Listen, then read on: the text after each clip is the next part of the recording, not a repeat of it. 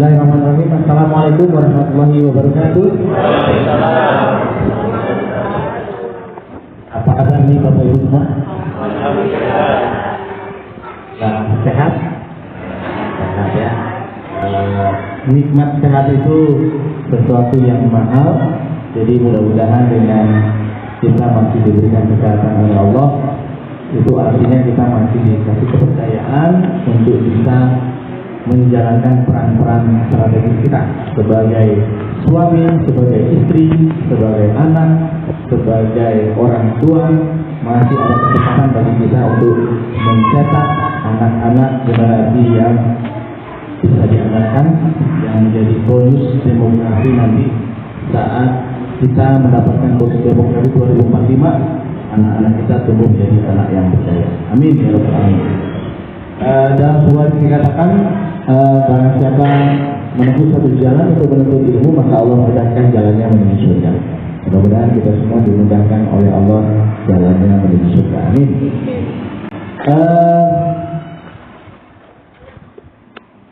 Rangkul kita. Sebelum kita mulai acara kita, mungkin kita perlu menyepakati terlebih dahulu rangkul kita. Yang pertama, total respect. Kita menghormati, ada orang yang fokus, ada orang yang ingin menyimak, maka kita juga menjaga diri untuk bisa merespek. Kalau ada yang sedang berbicara, kita fokus menyimak. Ada orang yang ingin bertanya, kita juga fokus menyimak pertanyaannya. Yang kedua, total fokus. Mungkin nanti akan ada padam listrik misalnya kan, atau sesuatu terjadi, mic-nya mungkin mati gitu dan terusnya terkendala, atau slide-nya nanti tapi tetap fokus ke materi gitu ya. Nah, kemudian yang ketiga, total aktif. Nanti saya akan tanya-tanya, silakan langsung inisiatif saja menjawab gitu ya. Nah, aturan main 1, 2, 3 ini bisa kita sepakati? Bisa. Bungkus berapa karet? Berapa? Kalau orang Bekasi berapa karetnya? Ya, super pedas ya. Super pedas. Oke, saya mau tanya dulu, siapa yang pagi ini menjadi peserta yang datang pertama kali? Kepagian datangnya. Absen nomor 1, presensi nomor 1. Panitia belum datang, saya udah bukain pagernya. Ada di sini yang merasa hadir pertama kali, datang pertama sebagai peserta. Ngaku. Siapa ya? Ada, betul? Betul, Bu? Betul ya? Oke, langsung kita kasih hadiah. Silakan ya. Masih ada juga hadiahnya. Beberapa juga ada di ada bungkusannya. Jadi aktiflah menjawab, bertanya dan seterusnya ya. Kita akan senang-senang hari ini. Kita mungkin akan kenalan dulu. Perkenalkan, saya Adi Omara. Saya seorang cabut optimizer. Saya membantu para orang tua muda mengoptimalkan masa kecil anaknya melalui strategi komunikasi efektif dan strategi bermain penuh makna. Di mana dua skill ini, skill yang saat ini masih kurang dimiliki oleh para orang tua muda, mama-mama muda dan papa-papa kece, gitu ya. Sehingga weekend itu mainnya ke mall lagi, gitu ya. Mengarahkan anak itu begitu sulit. Sekali diomongin kok nggak bisa, 2 kali, 3 kali nggak bisa. Akhirnya bukan anaknya yang tantrum, tapi emaknya yang susah. Bisa nggak? Ayo, sholat, makan, gitu ya. Anaknya kaget. Guru saya di kelas nggak pernah begini sih. Kok mama aku yang tantrum? Akhirnya anak yang mencontoh bagaimana caranya guru menghandle orang tua yang tantrum. Tarik nafas, istighfar, ya. Nah, itu fungsi saya, tugas saya, peran saya membantu para orang tua muda, gitu ya. Bagaimana mencari cara-cara yang paling praktis, paling efektif, efisien untuk bisa mengasuh anak dengan cara-cara yang mudah diduplikasi. Saya seorang trainer juga dan project portfolio manager di SIA, sebuah perusahaan konsultan, hands-on consultant untuk bidang inovasi. Jadi inovasi di korporasi, gitu ya. Saya membantu talent-talent di korporat untuk bisa berinovasi, mengajarkan mereka bagaimana berinovasi dengan pendekatan design thinking dan agile development. Kedua, saya. Tapi benang merah yang saya dapatkan di sini adalah ketika kita ingin berinovasi, sebenarnya intinya adalah kita bisa melayani, membaca kebutuhan customer kita, pelanggan kita, dan customer paling dekat dengan kita adalah customer platinum kita. Siapa customer platinum kita sebagai manusia? Kalau di rumah, siapa orang yang kita layani? Anak kita, suami kita, istri kita. Dan inovasi itu dimulai dari bagaimana cara kita memahami customer kita. Dan customer platinum kita adalah istri kita, suami kita, anak kita. Kalau kita bisa menghasilkan inovasi, melayani customer platinum kita secara inovatif. Nah, inovatif itu juga baru, berbeda, dan diadopsi terus menerus. Artinya si orang itu ketagihan, kayak gini enak nih. Okay. Itu ciri-ciri inovasi. Jadi saya itu mencari benang merah, membangun Indonesia itu dari mana, gitu ya. Karena saya punya impian, misalnya ngajarin orang Bangladesh bagaimana cara membangun institusi pendidikan di Bangladesh, gitu ya. Kemudian ini juga orang Bangladesh dari organisasi yang berbeda.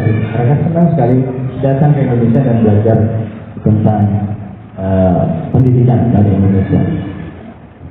Ini di Bank Mandiri, saya ngajarin skill tertentu dari staff di Mandiri. Ini ada acara di Indosat, ini di Peterium Mitra Sari, basisnya di Bekasi tapi tambangnya ada di Kalimantan Timur. Ini saya bantu suami-suami yang pulangnya sebulan sekali, 2 minggu sekali, gitu ya, yang pulang-pulang itu mungkin dipanggil om sama anaknya, gitu ya. Gitu. Bapakmu, gitu. Karena saking nggak deketnya, karena dari kecil, dari bayi itu tinggal terus, gitu ya. Jadi bondingnya nggak dapat. Saya bantu gimana bangun bonding sama anak walaupun interaksinya minim dengan anaknya. Saya keliling Indonesia dari Karawang, Mojokerto, Surabaya, gitu ya, untuk cari-cari masalah. Tes 1, 2, 3, saya lebih jelas. Adik, siapakah namanya ini yang berbaju orange? Hati-hati, karena ini nanti khawatir saya Adik boleh lewatnya lewat belakang deh ya. Siapa namanya? Bentar, Pak Adi belum jelas. Coba dengarkan. Ada Pak Adi nanti kan mengisi acara di sini.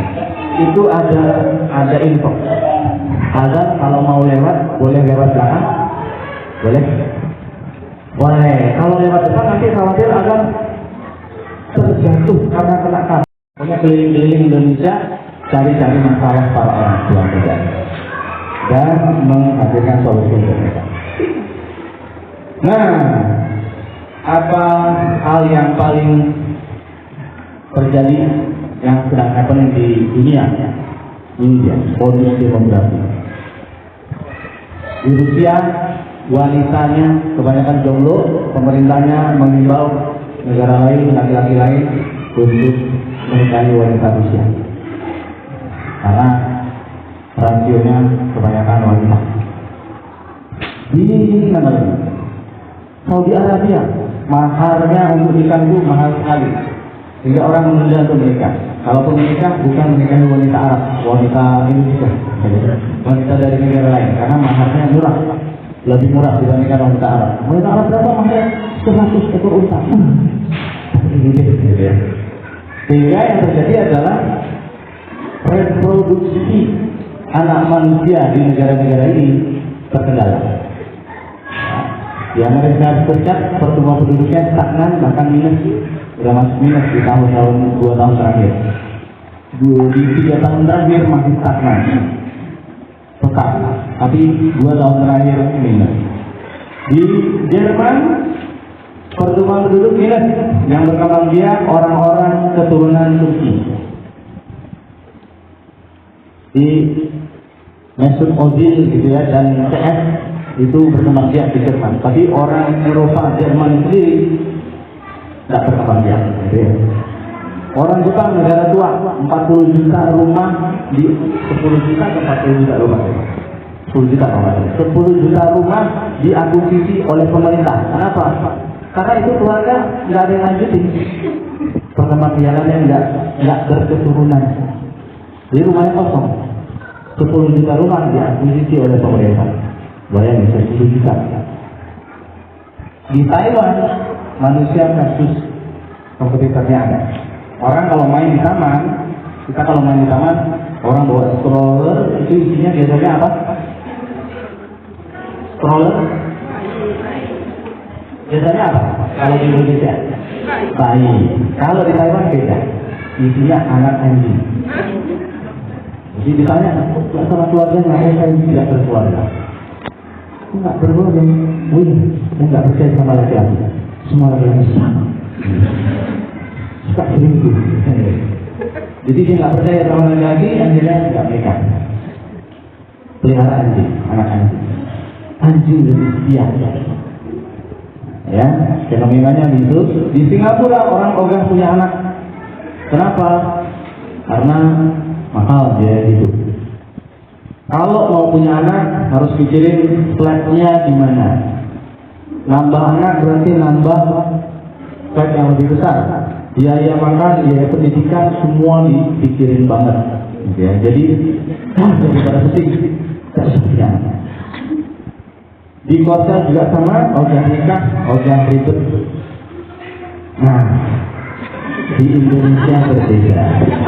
Apalagi di Bekasi, gitu ya. Konsep rezeki orang Bekasi dibandingkan negara-negara yang ini beda kelas, gitu ya. Orang Bekasi, orang Indonesia mau apapun musimnya, rambutan, mangga, durian, gitu ya. Dan musim hujan, kemarau, mau ada pandemi atau pasca pandemi, nyetak anak jalan terus. Nah, gitu ya. Hidup masa rezekinya tuh antara nekat sama nggak mikirin sama konsep rezeki kuat. Nah itu beda-beda ini. Tapi itu menjadi keberkahan bagi negara kita nanti. Kenapa? Orang Indonesia itu nggak terlalu mikirin kayak negara-negara lain. Negara lain takut punya anak-anak ini biayanya mahal. Orang Indonesia nggak, apalagi orang Bekasi. Ya. By the way, saya juga orang Bekasi. Saya di Pekayon, tinggal. Jadi banyak anak, banyak rezeki. Nyetak anak jalan terus. 2045 negara-negara ini kayak Jepang, udah negara tua, negara-negara lain, pertumbuhan penduduknya minus, stagnan dan minus. Sementara kita nanti dapat bonus demografi, 70% orang yang usianya segar buka, 15 sampai 65 tahun, tenaga kerja produktif dominan. Artinya apa? Ini negara kita isinya orang segar buka, negara lain aki-aki. Gitu ya. Artinya ada competitive advantage itu di kita. Perlu kita manfaatkan. Kalau kita tidak didik anak-anak kita dari sekarang, anak-anak kita itu jadi jongos di negeri sendiri, bukan jadi tuan di negeri sendiri. Maka perlu penting bagi kita untuk mendidik anak-anak kita yang masih kecil-kecil, TK, SD gitu ya. 2045 mereka lagi matang-matang. Tapi kalau tidak punya skill, tidak punya mindset yang duduk, tidak punya karakter yang aceh, karakter positif, maka dia nggak bisa bersaing, dia nggak bisa memimpin negara kita. Bonus demografi itu hanya terjadi sekali di setiap siklus negara. Belum tentu berulang, tidak pernah berulang. Jepang udah lewat bonus demografinya. Cina sedang menikmati bonus demografi. Indonesia diperkirakan 2045 peaknya, bahkan lebih cepat 2030. Maka artinya apa? Mari kita didik anak-anak kita supaya kita ini sebagai orang tua penyumbang negara ini bagi negara ini sebagai bonus demografi yang merupakan berkah, bukan musibah. Mau Bapak Ibu penyumbang berkah? Mau ya, bukan penyumbang musibah. Penyumbang musibah itu gimana? Kita nyumbangin anak-anak bermasalah, tak jelas konsep dirinya. Ditanya ini maunya apa, entah, serah, ikut aja, gitu ya. Lagi demam apa, lagi happening apa, ikut sana, ikut sini, tak jelas, tiba-tiba waktunya habis begitu aja. Maka kita perlu mendidik anak-anak kita jadi anak-anak yang punya konsep diri yang ada. Saya punya visi impian di kepala saya terwujudnya Indonesia yang lebih baik dan bermartabat. Caranya gimana? Macam-macam caranya. Hasil dari ketemu para mama-mama muda dan papa-papa kece ini ada. Jadi dari pertama kelas komunikasi efektif orang tua anak, kemudian bagaimana membangun konsep dirinya. Banyak orang tua yang masih gampang, nggak bisa melepaskan diri dari masa lalu, gitu ya. Maunya apa, maunya mendidik anaknya seperti apa, nggak clear di kepala, masih kebawa-bawa sama negatif yang dialami di masa lalu oleh orang tuanya, dikerasin, oleh orang tuanya dicuekin dan seterusnya, masih kebawa-bawa pola pengasuhan itu ke anaknya sekarang. Maka perlu di-clearkan dulu konsep diri orang tuanya supaya membangun konsep diri anak lebih ajak, lebih clear. Ada namanya kelas bermain penuh makna. Gimana caranya main nggak pakai mahal tapi memorable dan bikin bonding yang kuat orang tua sama anak. Ada kelas betul individual praktis, ada juga kelas rapat kerja keluarga tahunan. Ini si bapak, si ibu, si anak perlu dibangun skill baru apa? Nah, itu perlu kita siapkan. Jadi keluarga itu jangan mengalir pakai air aja. Kalau air yang ngalir ke comberan repot. Maka perlu direncanakan. Keluarga ini nambah skill apa suaminya, nambah skill apa istrinya. Perlu clarity itu. Supaya apa? Hidupnya itu ada adrenalin yang terpacu, jelas energinya itu disalurkan kemana. Ada namanya kelas merawat cinta, membangun pasangan satu frekuensi. Ada kelas berjodoh. Nah, bagi yang masih jomblo, gitu ya. Karena ternyata setelah saya interaksi sama mama-mama muda, bapak-bapak kece, ketika kelas-kelas ini saya jalankan, ternyata banyak yang merasa salah diri betul. Pak, sudah terima aja. Tapi saya bantu orang-orang yang belum nikah untuk bisa memilih jodoh yang tepat, yang satu frekuensi, yang satu visi-visi. Taarufnya ada aspek-aspek yang perlu diperhatikan supaya tidak menyesal di kemudian hari. Yang udah terlanjur gimana Pak? Masuk ke kelas merawat cinta. Ya, dua wes satu, wes bolong anaknya bersodika, wes, gitu ya. Kita optimalkan apa yang bisa dioptimalkan di kelas merawat cinta, gitu ya. Ada kelas kakek nenek berdaya. Kadang-kadang yang merusak anak kita adalah bukan orang tuanya, tapi kakek neneknya yang kasih rasa kasih sayang yang berlebihan sehingga anaknya jadi manja, cucunya jadi manja. Apalagi cucu pertama dari kedua belah pihak, wah itu nggak dibiarkan lecet begitu. Dan kelas menantu featuring mertua, gimana caranya itu mereka kerja sama sih. Kelas ibu bekerja, kelas super single mom. Berharapnya dari sini saya bisa kontribusi membangun Indonesia yang lebih baik dan kalau Bapak Ibu semua punya ketertarikan yang sama dengan konsen saya, punya pendanaan energi yang sama, silakan nanti follow, langsung keluarkan HP-nya, langsung follow IG-nya, Instagram saya @abdulmarat, TikTok-nya @abdulmarat, YouTube channelnya ada Salud Dokumenter. Mudah-mudahan dari sini kita akan saling berbagi, pendanaan energinya sama, gitu ya, concernnya sama, dan kita bisa bangun anak-anak kita jauh lebih baik. Oke, kalau saya bilang satu, tolong kaji teman sebelah. Sudah ketiga dari sini pembentukan pasti banyak emosi keluarkan hari ini, gitu ya. Ya, saya bilang satu, kagetin teman sebelah kanan. Woi, ya, sampai kaget ya. Satu.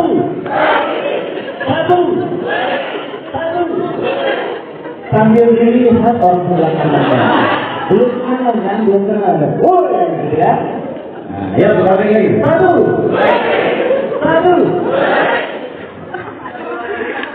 Kalau saya bilang dua, kasih, ya, kasih, ya, jempolnya dua, kayak orang, asik, ya, dua,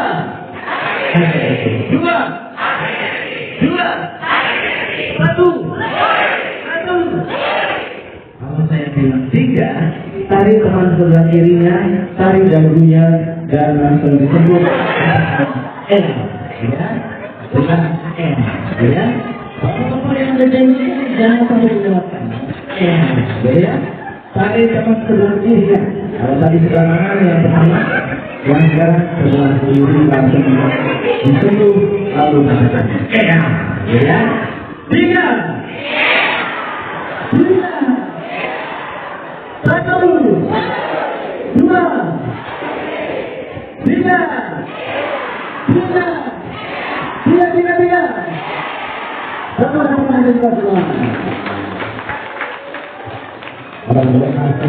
Beda ya, Bapak Ibu. Saya ngajar juga di corporate sebagai trainer. Saya ngajarin namanya design thinking dan agile development. Cara berinovasi dengan pendekatan customer centric. Apa fenomena yang saya tangkap? Fenomena yang saya tangkap ada namanya dunia ini saat ini suka ataupun berani. Sekarang bahkan sudah berubah jadi berani. Suka itu artinya apa? Volatility, uncertainty, complexity, ambiguity. Serba rentan, serba nggak pasti, serba kompleks, serba ambigu, nggak jelas, gonjang-ganjing. Bahkan sekarang itu lebih parah lagi. Brittle, anxious, non-linear, incomprehensible.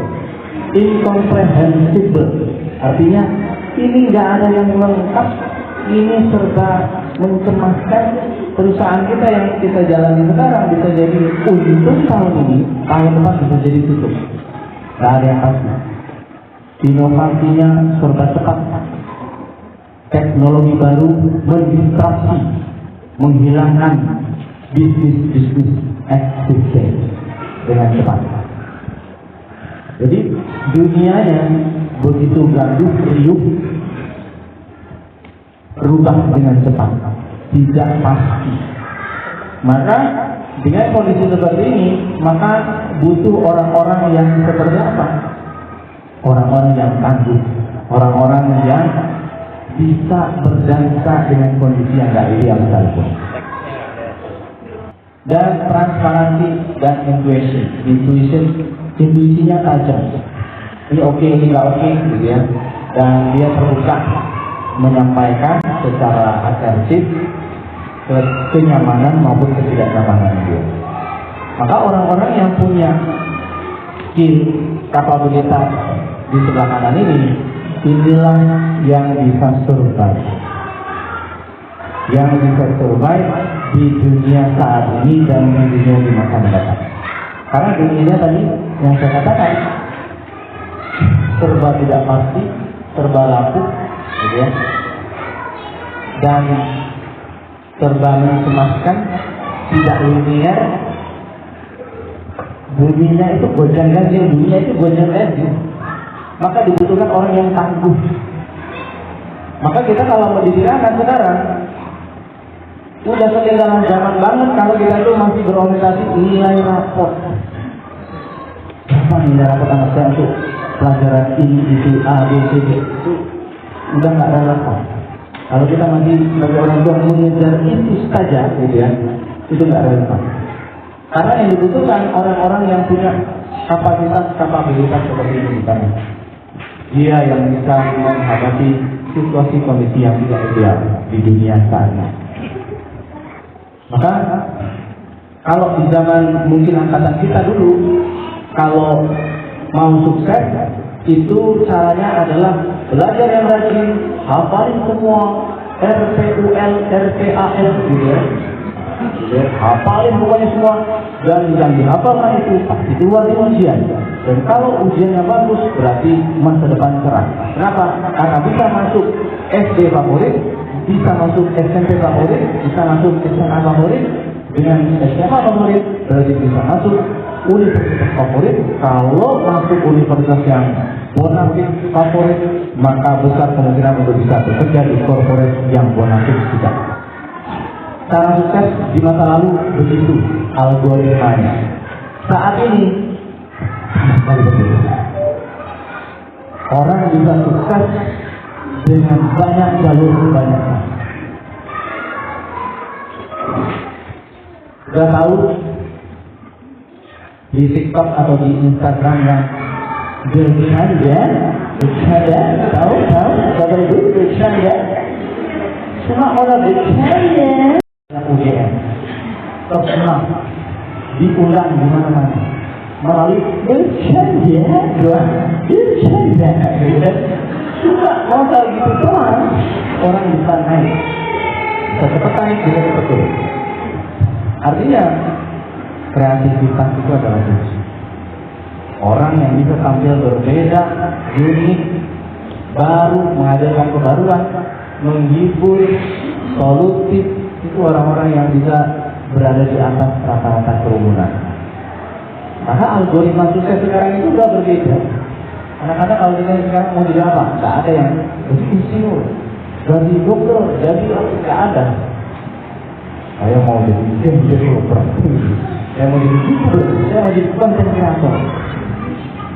Beda-beda, jalurnya banyak sekali. Ada satu fenomena mobil diparkir, ya. Mobil diparkir mulai dari mobil yang paling murah sampai yang paling mahal. Mobil yang paling murah itu siapa? Ya itu tadi akademisi di Indonesia. Sampai yang terakhir siapa yang paling besar mobilnya, paling mahal mobilnya, YouTuber. Jadi seperti itu menunjukkan realitas saat ini itu untuk mencapai sukses itu jalurnya saat ini banyak.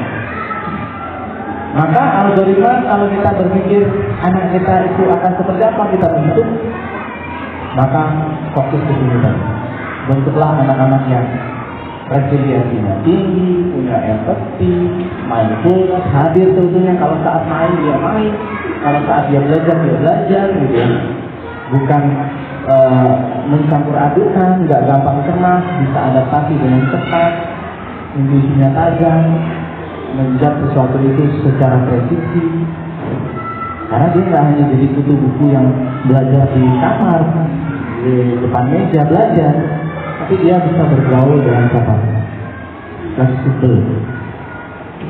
Mari kita lihat top 10 skill di tempat kerja 2015-2020 World Economic Forum. Kalau kita lihat di sini, ini nggak ada. Kalau kita masih orientasinya berapa mata pelajaran A atau B yang kamu punyai gitu. Ini tidak ada diukur di rapor. Soalnya di sini kan memang basisnya awalnya udah sentra gitu ya, dan ada kurikulum merdeka juga, itu udah mendekat ini sebenarnya. Anak-anak melalui main balok itu dia kerjasama tim sama temannya. 3 orang bangun sesuatu. Mau bangun apa? Mau bangun masjid gitu ya. Berapa lantai? 3 lantai. Oke. Itu kerjasama tim. Semua aspek-aspek yang ada di sini, koordinasi with other, complex problem solving.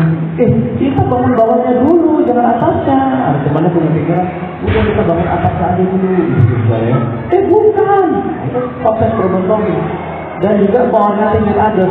Gimana cara menghandle temannya yang nggak logik di kepala dia, tapi dia tetap bisa menyampaikan dengan santun. People management, critical thinkingnya jalan. Negosiasi. Aku bagian membangun yang landasan bawah ya, kamu yang bagian tengah, kamu satu lagi yang atas ya nanti ya. Negosiasi. Quality control, dicek sama dia. Ini baloknya kokoh atau ini belum lurus, dicek quality control. Service orientation. Ini nanti orangnya masuknya gimana? Wah, terlalu rendah pintu kita. Ayo, diperbaiki dulu. Nanti biar orangnya masuk gak kekejar. Judgment and decision making. Ini udah kokoh atau belum? Wah, ini kayaknya butuh balok yang lebih besar. Ayo, sebagai landasan, sebagai fondasi. Active listening. Dia dengerin apa kata temannya.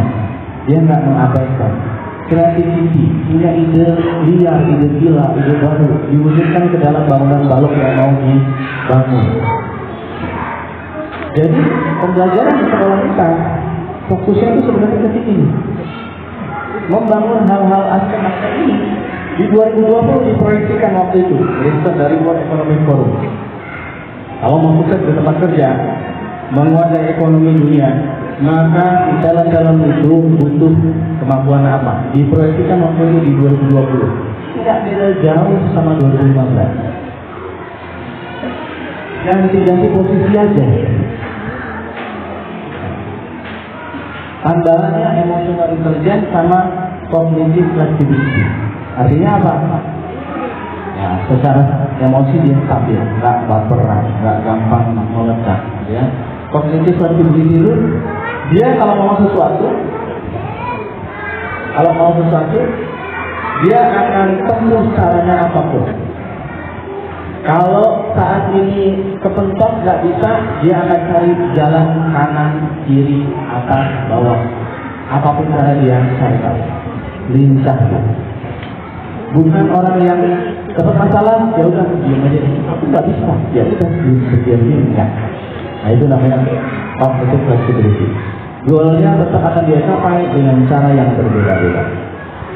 Maka 2015, 2020 diteliti, diproyeksikan orang kalau mau sukses di tempat kerja butuh skill apa? Skillnya ini.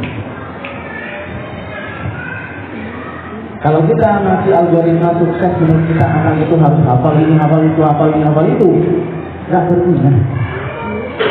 Backgroundnya berbeda. Di depan yang kemudian hari backgroundnya juga berbeda, tantangannya berbeda. Nggak seperti kita yang begitu mudah menimba kesuksesan. Asalkan ada begini, ada begitu, ada begini, sukses.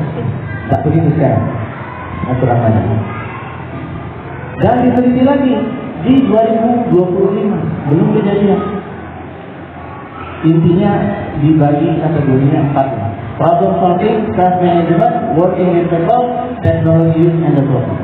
Detailnya yang warna biru berarti problem solving, yang warna hijau self management, yang orange working with people, yang ungu ya teknologi. Artinya anak kita perlu punya skill ini dan sukses. Karena dunianya ke depan adalah skill ini yang berguna. Maka secara pragmatis pastikan kita menghadirkan ini di keluarga kita, pastikan kita melatih skill ini di sekolah dan di rumah. Jangan sampai enggak. Fokus kita justru ke sini, bukan ke nilai rapor. Nilai rapor itu nggak akan menghantarkan kesuksesan anak. Apakah anak kita punya skill problem solving? Dia bisa memanage dirinya sendiri, dia bisa kerjasama walaupun dengan orang yang dia tidak suka. Apakah dia melek dengan teknologi atau dia dikuasai oleh teknologi? Justru itu yang mau kita lakukan. Kalau anak kita udah kecanduan gadget, biasanya diri-dirinya saat kita minta matikan, dia nggak mau berontak. Nah itu tanda-tanda udah kecanduan. Kalau anak kita udah punya ciri-ciri, kalau mau sesuatu harus hari ini, saat ini juga, kalau enggak dia guling-guling tantrum, ciri-ciri udah kecanduan gitu. Nah di gadget itu segala sesuatu yang bergerak dengan cepat adalah kebutuhan. Di otaknya itu diisi dengan logik seperti itu. Jadi itu kan cepat tuh. Kan orang mati hidup lagi, semua berubah dengan cepat. Jadi kalau anak kita udah kecanduan gadget, mau sesuatu harus hari ini juga, saat ini juga. Saat kita minta dia stop, nggak bisa. Berontak di pertama. Apalagi kalau orang tuanya minta sabar dong, antri dong, menunggu dong, nggak bisa. Di sininya itu segala sesuatu yang cepat, asik, mantap, memenuhi kebutuhan itu. Kalau segala sesuatu itu harus nunggu dulu, pakai proses dulu, itu nggak sesuai sama isi otak itu, nggak menjawab kebutuhan itu. Maka dia akan mencari cara untuk memaksa orang tuanya memenuhi keinginan yang sudah cepat. Apa yang dia lakukan? Guling-guling di mall, mencari perhatian sampai orang tuanya malu, sampai mainan itu diberikan. Kalau orang tuanya konser diri lemah, gitu kan? Si ibu malu, aduh, siapa udah liatin datang nih, buat siapa begini? Aduh, anak guling-guling, aku mau mobil aku. Siapa lihat 1,5 juta? Aku mau. Lihat ibu-ibu julid, gitu kan? Astagfirullahaladzim, beda banget ibunya ya. Cuma mainan segitu malah nggak dibeliin, ya. Padahal ini kan bulannya udah bulan tanggal gajian. Ya Allah, beda banget dulu. Ya Allah, ya. Udah dilihat ibu-ibu dulu udah mulai goyang kan, tadinya nggak usah beli, jalan ini, gitu ya. Karena nggak sesuai kebutuhan. Awalnya masih kuat. Tapi begitu 1, 2 melihat dengan tatapan mulai goyang, ya Allah. Kapan 2 orang datang ibu, ada yang bisa dibantu bu? Ini kalau ada yang begini bu, kita mau yang lain terganggu bu. Mulai kesel sama anak, gitu kan? Bapaknya di mana? Bapaknya ternyata udah jauh. Seolah-olah udah nggak kenal. Ini keluarga siapa nggak tahu. Nangis gitu. Nggak kenal, gitu ya. Akhirnya nggak tega, akhirnya ya udahlah, beliin, udah aja. Dia pakai teknik yang sama untuk incer barang yang berbeda. Nah, dia tahu setelah masuk kelemahan ibunya, bapaknya ada di mana, dia eksploitasi. Ini kuat-kuatan konsep diri. Kalau konsep diri ibu lemah, habis ibu. Karena anak-anak itu kan ibarat CCTV. Dia tahu kelemahan orang tuanya di mana, eksploitasi lagi. Kamu datang ke rumah kita. Dia tanya. Aku mau nonton itu, ya. Bentar ya, bentar ya.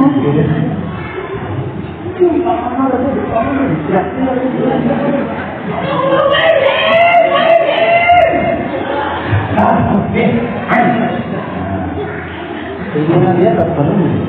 Tapi nanti dia akan ulangi lagi teknik yang sama untuk modus operasi barang yang berbeda. Ini kuat-kuatan konsep diri antara orang tua sama anak.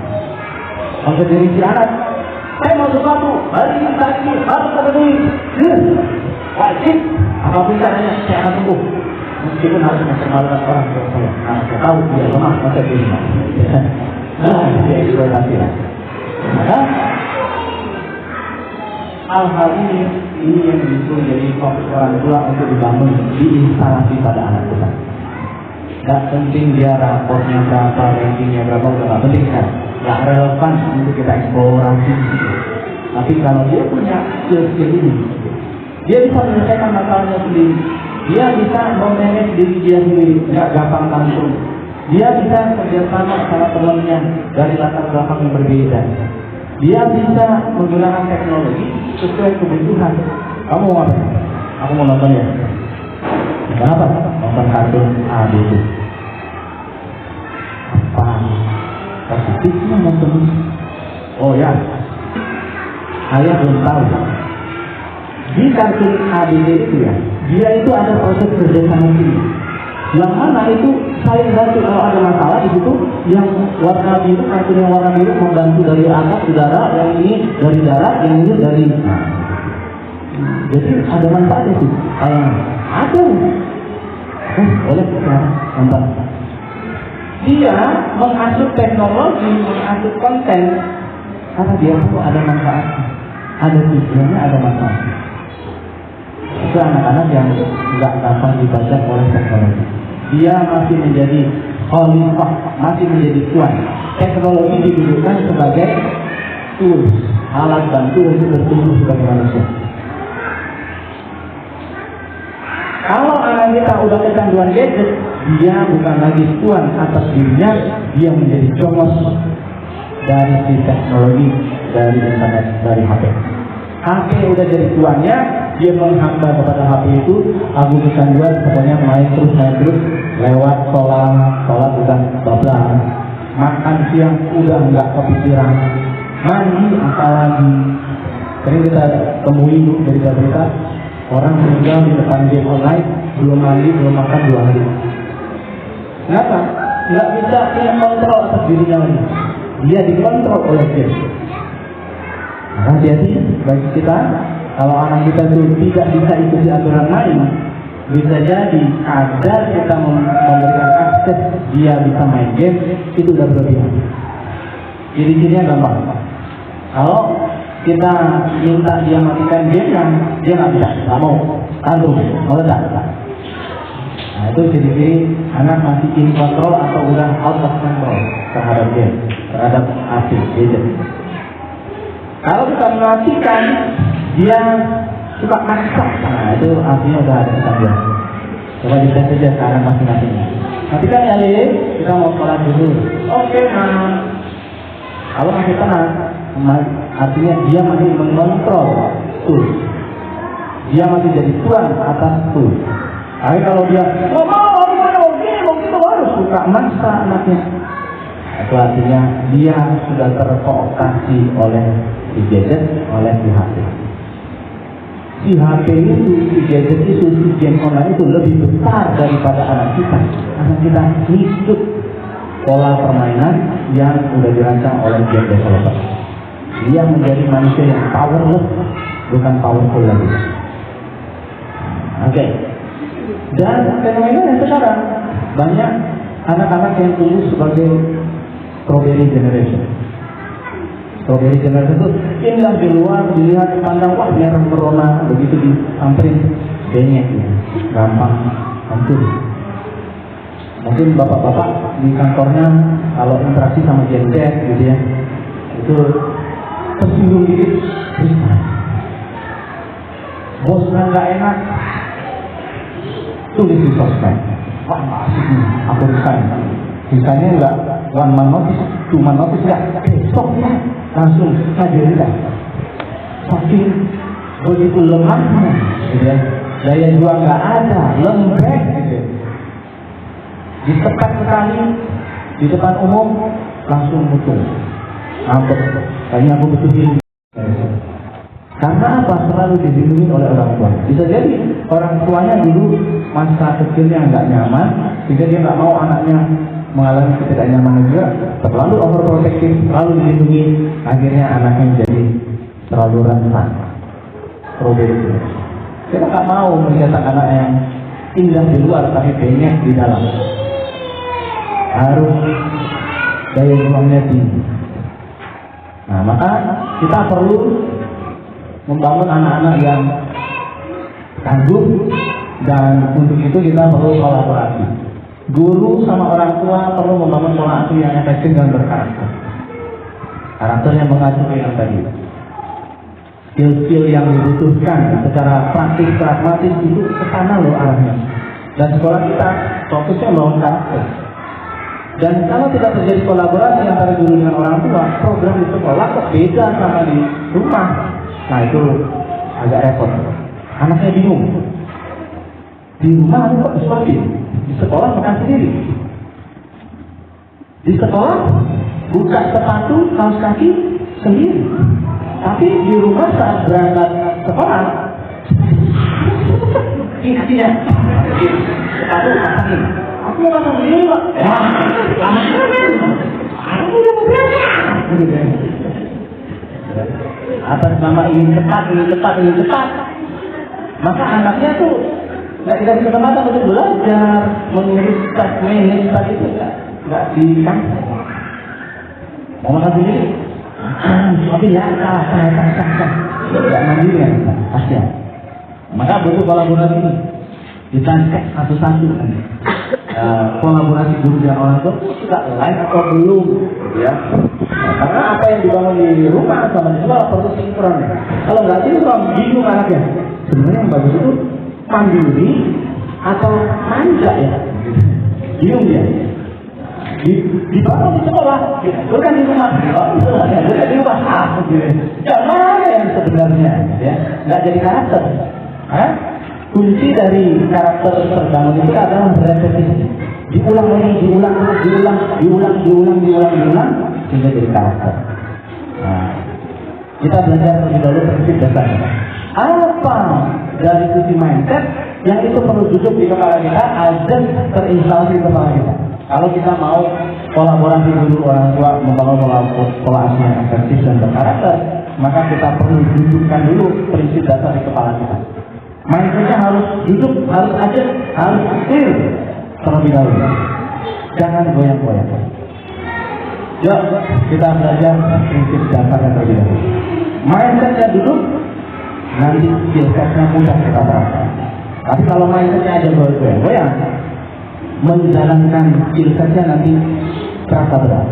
Tapi kalau fondasinya itu udah ada, udah kokoh, dibangun untuk rumah bertumbuh lantai 4 gitu saya, maka nggak gampang goyah, nggak gampang runtuh saat praktek nanti di rumah. Membangun kolaborasi orang tua dan wali-wali. Satu,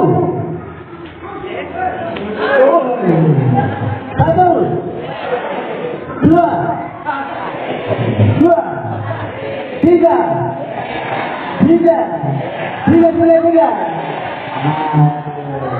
Boleh berikan senyuman terbaik ke kiri dan ke kanan ya? Ya, berbagi energi positif ya. Kita belajar prinsip dasar yang terlebih dahulu. Apa prinsip dasar pertama? Prinsip dasar pertama yang perlu kita yakini, kita instalasi betul, kita yakini jadikan DNA kita. Yang pertama, it takes a village to raise a child. Butuh orang tak kampung untuk membangun satu orang anak. Dari perkataan kita nggak bisa bangun anak kita hanya kita aja. Butuh orang tak kampung untuk membangun seorang anak. Maksudnya gimana? Dengan kompleksitas kehidupan kita saat ini, orang tua sibuk bekerja, dia nggak bisa mendidik anak sendiri. Butuh kerja sama tim dengan pihak-pihak lain, dengan yayasan, dengan kepala sekolah, dengan guru, dengan lingkungan ketetanggaan kita. Butuh kerja sama tim untuk membangun seorang anak. Nggak bisa hanya kita aja. Maka kita perlu pastikan kita di rumah membangun anak dengan lingkungan pertemanan dia di sekitar rumah kita, dengan sekolahnya lain enggak, selaras enggak, atau jangan-jangan banyak ketidakselarasan, banyak bahkan bertolak belakang. Nah itu berbahaya bagi anak kita. Bisa split personality dia. Yang mana yang mau dia terapkan untuk diri dia bingung. Maka dia akan pilih yang paling enak, paling cepat, paling nyaman bagi dia. Kalau nggak selaras. Nah, maka perlu kerjasama tim antara orang tua murid dengan yayasan, dengan sekolah, dengan guru, gitu ya. Perlu ada mutual respect. Perlu ada mutual respect. Ciri-ciri adanya mutual respect itu seperti apa? Hubungannya itu perlu kuat. Guru, orang tua sama-sama perlu membangun dirinya, memperkuat konsep dirinya. Tahu peran tanggung jawabnya masing-masing apa? Ya. Orang tua perannya di mana, guru perannya di mana, jalankan peran-peran itu secara optimal. Jangan kita menuntut kontrakan anak kita ke sekolah lalu udah menuntut harusnya anak saya begini, harusnya anak saya begitu. Jangan, perlu kerja sama tim. Nggak bisa hanya dibangun oleh satu orang aja. Banyak kan fenomenanya guru itu dianggap asisten oleh wali murid, disuruh-suruh. Panggilannya apa guru di sini? Bu guru, dari wali murid ya bu guru. Bu guru, tolong itu rautan pensil anak saya kok nggak ada ya di kotak pensilnya. Apalagi yang biasanya ketinggalan tuh. Pensil anak saya tolong dicek di sekolah kelasnya kok nggak ada ya di tasnya. Kaos kaki anak saya kok pensilnya, kok bajuan dia anak saya kok nggak ada ya. Guru udah sampai ngajar anak kita gitu, disuruh-suruh ngecek cari-cari barang pensilan. Bukan tugas dia. Kalau kita menemukan di anak kita sering ketinggalan barang-barang pensilan dia, artinya anak kita itu belum self-manage. Itu kayak kita. Jangan diminta gurunya nyariin lalu, bu aturnya ya, bu cekin yang wah gitu, jangan. Anak kita nggak belajar apa-apa dari kesalahan dia itu. Sense of belonging terhadap barang dia, berapapun itu harganya, itu perlu kita bangun. Ketika kita menemukan fenomena, kita nggak bisa jaga barang, maka besok-besok perlu kita pertegas dengan ini kaos kaki udah kita beli yang ketiga kali, dan kaos kaki kamu biasanya ketinggalan. Baju kaki kamu sering ketinggalan. Itu justru kita lakukan sampai dia bisa jaga barangnya sendiri. Jangan ngerepotin guru lagi, apalagi di luar sekolah. Gurunya udah sepak gitu. Jadi jamnya pulang, kotak pensil anak saya kan nggak ada di tasnya. Satu kelas berapa murid? Bayangkan 17 wali murid mengajukan hal yang sama. Ya. Itu guru kerjanya setiap hari. Jam berapa pulang? Jam 1. Jam 1 habis makan, habis sholat, kemudian dia udah tahu setengah 2, 17 wali murid mengajukan hal perintilan. Ya. Dan dia juga ngecek mana yang ketinggalan. Itu bukan kerjaan dia. Ya. Maka pastikan kita tahu dulu mana batasan itu tugas guru, mana yang bukan. Pastikan itu from di kita. Di sini anaknya gurunya sampai jemput-jemput di depan sekolah nggak buka pintu gitu, nggak ya, hanya menyambut aja. Di sekolah-sekolah Islam yang terkenal dan mahal itu sampai gurunya itu harus nyambut bukain pintu, kan? Guru apa jongos sih? Bukan apa gimana? Kita perlu memuliakan guru. Maka ketika kita berinteraksi sama guru, pastikan ingat ini hubungan kita equal sama guru. Guru bukan untuk disuruh-suruh. PR-nya kalau itu di anak kita, maka kita didik anak kita.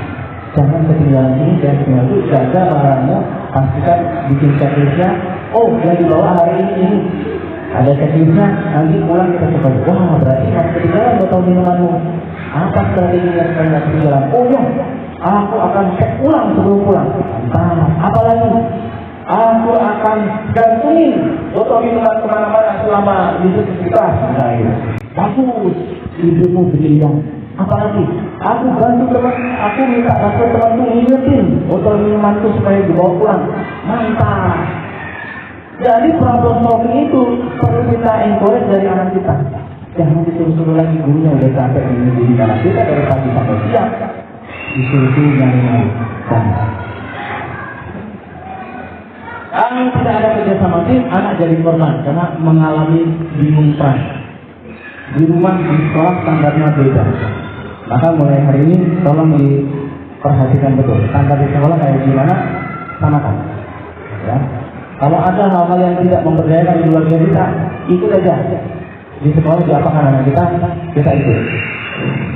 Dan dirinya dibangun. Prinsip dasar kedua, anak adalah hasil cerita orang dewasa yang mengasuhnya. Jadi anak-anak itu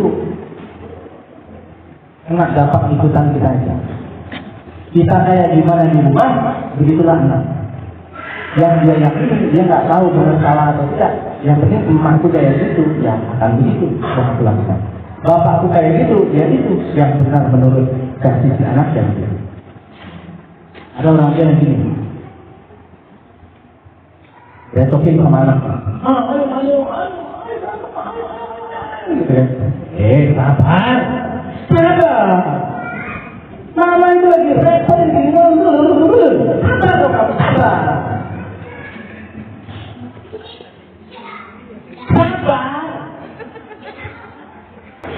Kenapa enggak? Anak memahami sabar dengan konteks bukan kayak gitu ya. Harus ya. Sabar mata melotot, sambil teriak dan teriak. Sabar itu kayak ini.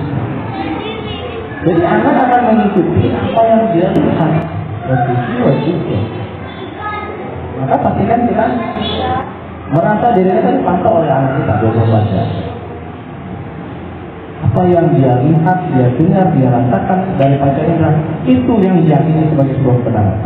Maka pastikan di depan anak kita melakukan hal-hal baik, hal benar. Di belakangnya gimana Pak? Ya tetap. Apa pikiran, perasaan, ucapan, tindakan, semua standar itu direkam oleh anak kita. Hanya orang tua tuh sih, kok anak saya begini ya? Coba sebelum kita menghadirkan kata kok itu refleksikan ke diri sendiri. Kita nyuruh anak kita sabar dengan kata itu. Sabar. Atau sabar. Ada apa? Sabar yang kayak itu tidak sama sabar yang tadi. Jadi segala pikiran, perasaan, ucapan, tindakan kita itu direkam oleh anak kita. Dia ibarat seperti. Bagaimana kita merespon botol minuman yang ketinggalan itu pun direkam oleh dia. Kita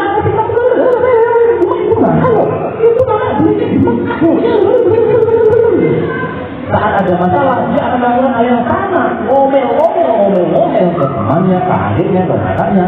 Karena apa? Meniru gaya saat dapat masalah itu sangat terbaik adalah ngomel. Hati-hati itu. Segala ucapan, tindakan, cara kita berpikir itu direkam oleh anak, direkam, diduplikasi oleh dia saat menghadapi masalah yang mirip-mirip atau sama. Maka standar mutu pikiran kita, perasaan kita, ucapan kita, tindakan kita pastikan bagus, bukan yang ecek-ecek. Apa demikian? Karena itu yang direkam oleh mialin di otak kita. Neuron-neuronnya tersambung, begitu tersambung, oh dia meyakini ini ternyata yang perlu dilakukan saat menghadapi satu masalah ini dan itu, gitu ya. Semakin neuronnya tersambung, semakin nanti mielinnya menebal, maka jadi skill. Kalau kita terbiasa bilang sabar, gitu ya. Oh sabar kayak gitu diendapkan oleh dia, dijadikan semakin tebal pengalamannya, semakin jadi skill. Dia menghadirkan hal yang sama, sabar itu tadi ke adiknya, ke siapapun yang bilang. Neuron itu saling bercakap-cakap. Saat ada satu kejadian ditangkap oleh anak, oh kayak gini ya, dia bercakap-cakap, saling membuka diri, saling berkata, lalu lama-lama nanti ada neuron yang membungkus sebagai sebuah pengalaman dan membentuk itu sebagai sebuah skill. Semakin tebal mielinnya, artinya pengalaman itu semakin sering dia hadapi, dia observasi, semakin tebal mielinnya, semakin jago. Maka pikiran, perasaan, ucapan, tindakan seperti apa yang terasih oleh anak kita di rumah, itulah kualitas pengasuhan kita. Anak kita kayak gimana sekarang modelnya, kualitasnya, ya itu rapor pengasuhan kita ya. Kualitas diri kita itu cerminannya itu terlihat dari bagaimana kondisi anak kita sekarang. Prinsip dasar ketiga. Energy flows where attention goes, directed by intention. Energi kita itu mengalir kepada atensi yang kita berikan kemana. Kalau kita sebagai orang dewasa, sebagai orang tua itu sering berpikir negatif, maka yang negatif itulah yang memberi energi kita ke arah sana. Ya. Jadi kita perlu pilih, kita mau menghadirkan apa, tindakan seperti apa yang sering kita hadirkan di hadapan anak kita, maka itu pula yang diserap oleh anak kita. Kita mau main level energi yang bawah atau atas, itu pilihan kita. Orang yang biasa main di level energi yang rendah, biasanya perilaku yang muncul adalah malu, bersalah, apatis, duka, ketakutan, hasrat, marah-marah, bangga diri, nafsu. Tapi orang-orang yang lebih berdaya, orang-orang yang level energinya tinggi, itu biasanya perilaku yang muncul netral, rela, menerima, ataupun cinta, sukacita, damai, tenteram. Kita di rumah sering menghadirkan yang mana? Itu nanti menyaring level energi anak kita itu seperti apa. Kalau kita biasa main di level energi rendah, yaitu rumah kayak ibarat neraka. Main di level energi tinggi, menghadirkan kesenangan, penerimaan, itu level energi anak tinggi. Biasanya dia kalau bawa level energi itu ke sekolah, dia menjadi anak yang menyenangkan. Tapi kalau di rumah aja kita dari pagi sudah mengerikan, ibarat mak lampir. Nah, dari kapan itu? Dari bangun pagi. Hah? Oh, astagfirullahaladzim. Sholat subuh apa sholat duha? Ya Allah ya Rabbi, matahari sudah terbit. Masak sarapan yang paling cepat kalau cepat nasi goreng. Dia kan astagfirullahaladzim, ya Allah ya Rabbi. Dari pagi aja itu udah kita transfer energi negatif ke anak. Itu baru kakaknya. Lihat ke kamar adiknya, ya Allah masih tidur. Begitu dibangunin nangis. Apa dia nangis? Ini belum bangun, ini nangis. Ditanya nangisnya kenapa nggak bisa jawab. Lihat suami lagi ketawa-ketawa nonton TikTok. Wah, lengkap itu pagi gitu ya.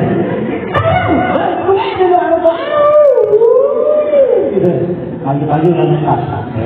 Pagi-pagi mainnya di anger, ya. Transfer ke energi ke anak itu udah dimarahin terus ya. Pagi itu kayaknya drama banget. Kalau kita sering menghadirkan itu di kepala anak kita, diobserv oleh anak kita, ya anak kita dapat energinya di sini. Energi negatif, rendah, nggak berdaya, ya. Terbiasa sebagai victim, sebagai korban.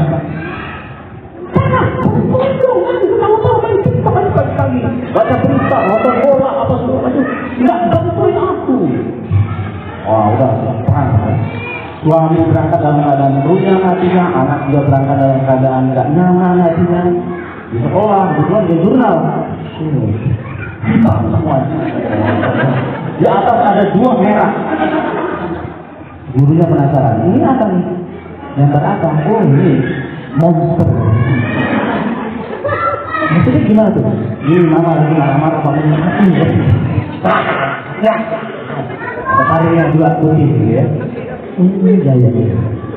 Anaknya nggak nyaman. Kebaca di sekolah. Maka hati-hati rahasia rumah tangga itu pasti sekolah udah terbongkar semua. Ya.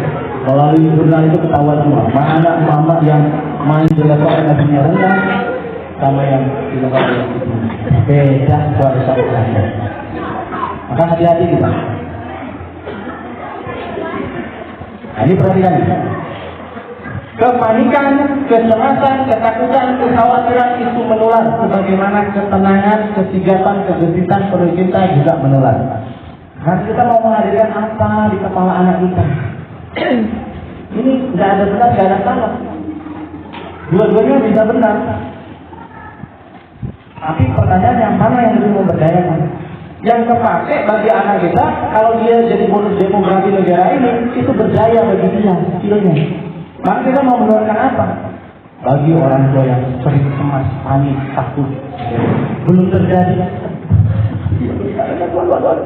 Gitu ya. Belum terjadi, ya kita gitu ya. Tapi takut gitu. Belum terjadi ya. Anak-anak lihat tuh. Iya, bagaimana itu kayak gitu ya. overthinking, belum kejadian udah seolah itu terjadi, gitu ya. Ketakutan yang tidak perlu. Itu kalau kita sering hadirkan ini kan, direkam sama dia diambil sebagai sebuah peran. Maka kita mau main di level dia mana? Yang ini atau yang terjadi? Kita mau menghadirkan perilaku yang elegan di depan anak kita. Ada masalah, sulit masalahnya, berat masalahnya. Tapi kita tetap tenang dan elegan. Cantik elegan.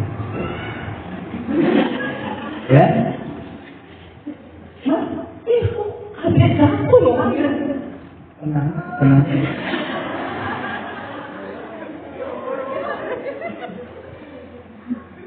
Kan malah adik jatuh.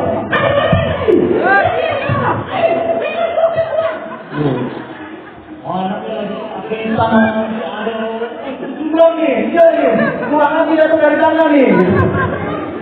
Malah cari siapa kami tanya, gitu, tidak berguna.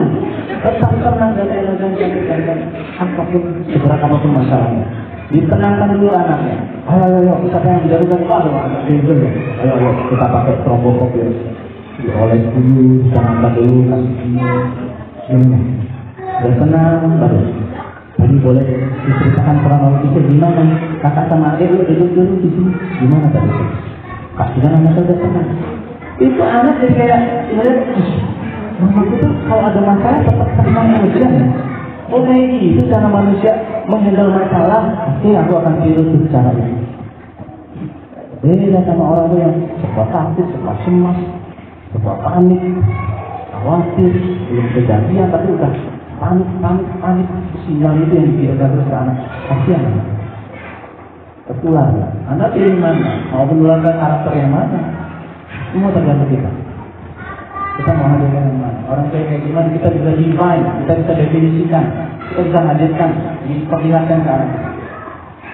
Dan pengaruhnya itu nggak searah aja. 10-20 tahun mendatang itu baru kepakai untuk rumah tangganya. Anakku kalau menghadapi masalah seperti ini tetap tenang walaupun di situasi yang riuh tidak terkendali, mamaku tetap tenang. Dengan ketenangan itu dia tetap bisa mikir solusinya apa kira-kira. Tapi kalau orang udah panik, nggak bisa mikir, udah dibaca otaknya. Yang kedua adalah itu dari mindset. Ada 3 mindset yang kita pelajari, gitu ya. Pertama tadi sudah kita review dulu. Kita yang aspirasi perlu seorang tak kampung kerjasama tim dengan pihak sekolah, pihak guru untuk merawat anak, membangun anak. Kemudian yang kedua, anak adalah hasil treatment orang dewasa yang mengasuhnya, maka standar mutu kita, perilaku, ucapan, pikiran kita itu kita yang tentukan. Mau yang kayak gimana, gitu ya. Kemudian yang ketiga, energi flow where attention goes. Kita matakin level energi kita di mana.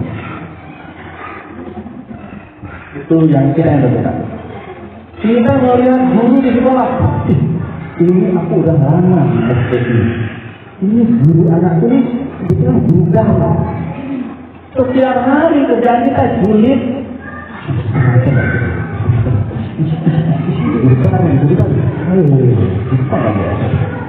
Bahkan sesimpel orang tua jemput anak sekolah dan dia lihat guru pada dua aja dari kayak gini.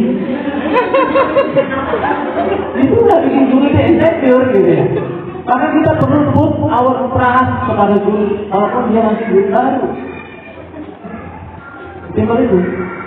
Akan mulai itu rasa tidak percaya mengasuh anak kita di sekolah itu dengan tatapan kita tuh. Apa ini? Guru sama. Ya. Itu aja udah meremehkan, merendahkan dan seterusnya. Itu kita mau mentransfer yang mana? Itu tergantung kita. Nah, kita put our trust, full trust kepada gurunya, dia akan dapat memberikan energi terbaik dari kita. Dia percaya ngikutin anaknya kepada kita gurunya, ya. Dia juga punya tenaga energi yang tinggi, yang besar. Oke, sampai sini. Bungkus, prinsip, mindset, duduk, udah. Bungkus. Berapa ayat? 3. 1. Aduh.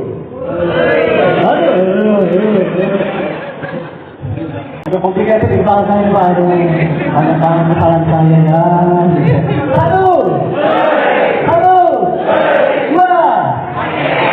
dua, tiga.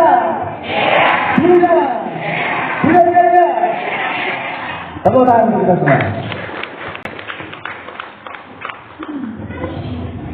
Kita masuk ke langkah kunci. Langkah kunci artinya kalau mindsetnya udah hidup, maka how-to-nya bagaimana nih Pak? Apa yang perlu kita lakukan? Ini yang perlu kita lakukan.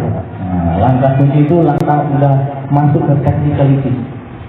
Supaya terjadi kolaborasi guru dan orang tua yang membangun pola yang efektif dan membangun karakter anak kita, maka apa yang bisa kita lakukan sebagai orang tua?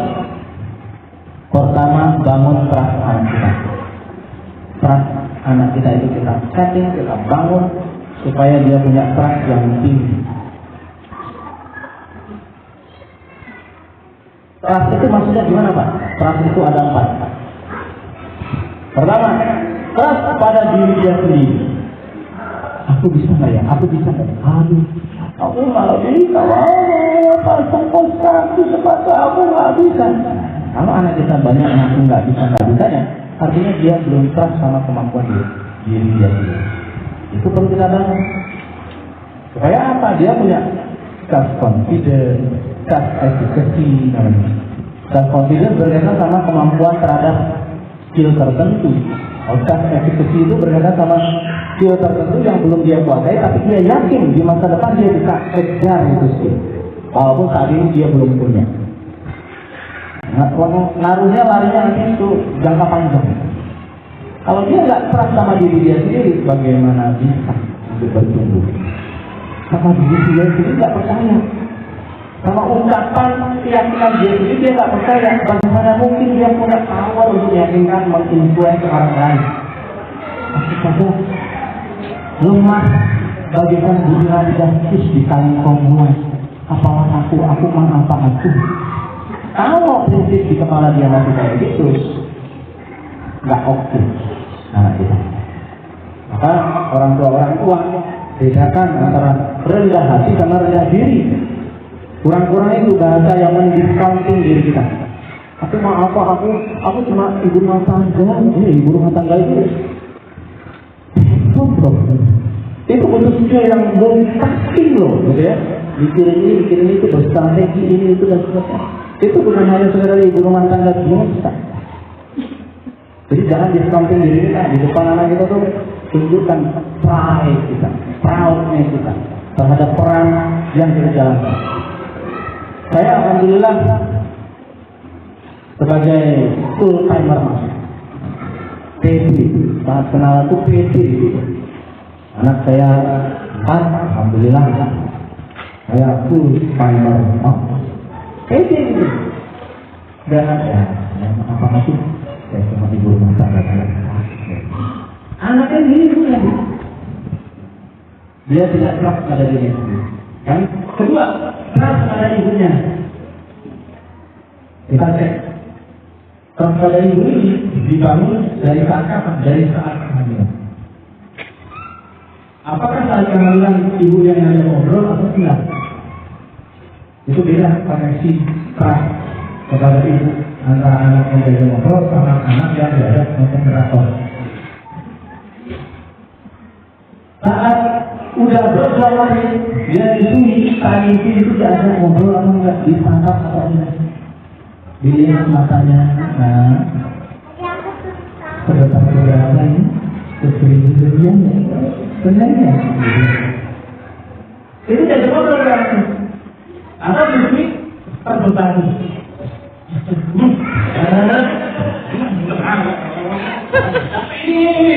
Kita ngomong itu beda koneksi ibu anaknya dengan ibu yang cinta begitu.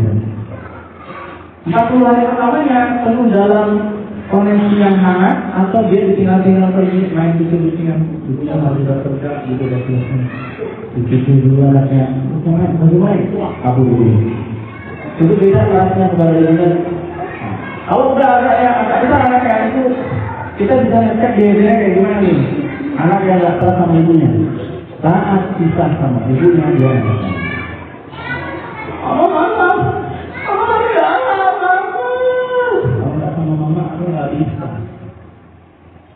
Mama lepas sedikit aja itu, aduh aku udah khawatir, setengah takut. Mana ada nggak? Nggak ada. Caranya gimana dilatih pada ibu? Kalau udah terlanjur nih Pak, saat kandungan saya nggak pernah ada kandungan dia, nggak pernah diusul. Saat 40 hari pertama juga nggak mau bonding sama dia, saat menyusui juga nggak pernah dia ngobrol. Masih bisa nggak berubah? Masih bisa. Caranya gimana? Sering-sering main silika. Silikanya boleh yang paling mudah. Di kasur pakai selimut, kita sembunyi, lalu kita apa? Mama ada, lalu mama nggak ada, lalu mama ada lagi. Nah, aku yakin mama ada, tapi pakai itu selimut. Aku yakin di bawah selimut ada mama. Maka dia merasa juga ada. Iya kesulitannya ditambah lagi. Ya. Mama ada, lalu mama di kamar yang lain, mama nggak ada, nggak kelihatan, lalu mama ada lagi. Aku yakin mama itu ada kok. Cuma terhalang tembok di kamar sebelah. Trustnya terbangun. Dia yakin mamanya ada walaupun nggak kelihatan. Terus mama ada, mama sholat untuk tetangga, lalu mama ada lagi. Oh ada, mama ada. Cuma lagi tuh bangun bertanya, emang nggak kelihatan, tapi hati-hati mama ada kan? Kembali lagi ke rumah. Alhamdulillah. Mama ada, mama ke pasar, jajan, lalu mama ada lagi. Lepas. Oh iya, mama ada. Dia tenang, ditinggal itu tenang. Mama ada, mama bekerja kantoran 8 jam, nanti mama ada lagi. Dibikin bertahap, berjenjang, sampai betul-betul dia ikhlas. Mama itu ada, saat ini nggak ada, nggak kelihatan, tapi yang belum ada lagi. Dia sedang bekerja, nanti pulang. Jadi anaknya nggak rewelan. Jadi dia anak yang jadi gampang rewel, gampang nangis, gampang ngambek, dan sebagainya. Jadi terasa lagi. Implikasinya apa nih Pak Adi? Pas pada ibu ini. Kalau orang dewasa pas pada diri pada ibunya itu rendah ya. Saat dia orang tuanya ada, dia masih tenang. Tapi kalau anak belum terbangun saat orang tuanya meninggal, dia merawat. Kuburan yang digali-gali.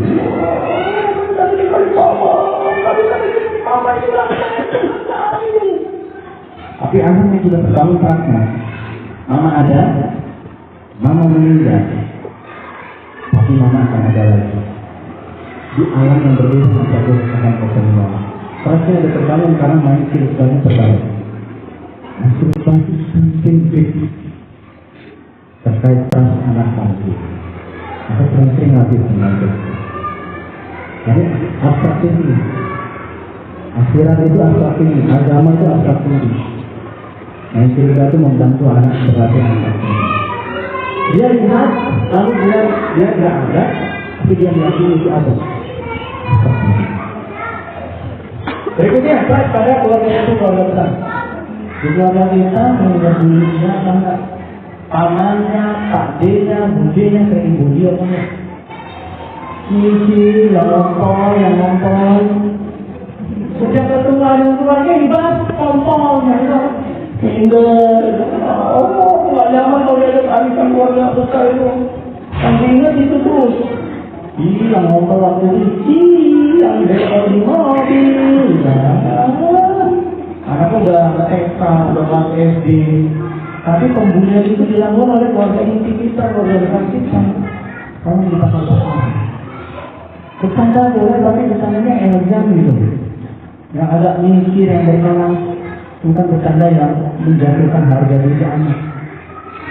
Kita harus tegas tuh sama Pak D, Budi yang tidak terkonsen bercandanya.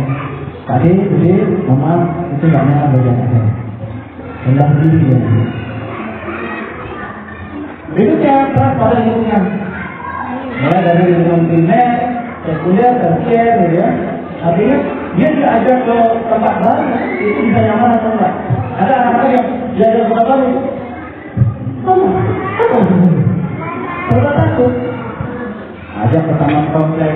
ke masjid, ke lingkungan masjid, ajak ke lingkungan tetangga. Dia bisa lihat beradaptasi atau dia beradaptasi menutup diri. Semakin kita anaknya praktek itu tinggi, dia bisa membuat nyaman diri dia sendiri. Dia bisa adaptasi yang cepat. Maka saat ini aspek yang paling penting adalah latih terus orang. Karena nanti dia ketergantungan atau tidak sama dirinya, dia percaya atau tidak sama diri dia, kemampuan diri dia. Aku nggak bisa gambar kayak kakak. Bisa, coba deh. Setiap orang memang beda-beda kualitas gambarnya, tergantung isi kepalanya. Coba deh kamu. Kasihkan saat kita pemikiran sama diri dia, bangun, koreksi. Karena dia perlu yakin sama diri dia sendiri. Kalau bukan dia yang yakin sama diri dia sendiri, bagaimana mungkin dia bisa meyakinkan orang lain? Kalau dia nggak bisa memiliki diri dia sendiri, gimana dia memiliki orang lain? Apalagi memiliki keluarga? Gimana? Nomor satu, betul. Akan kedua, bangun skill komunikasi anak kita. Skill komunikasi. Ini penting. Ada 4 level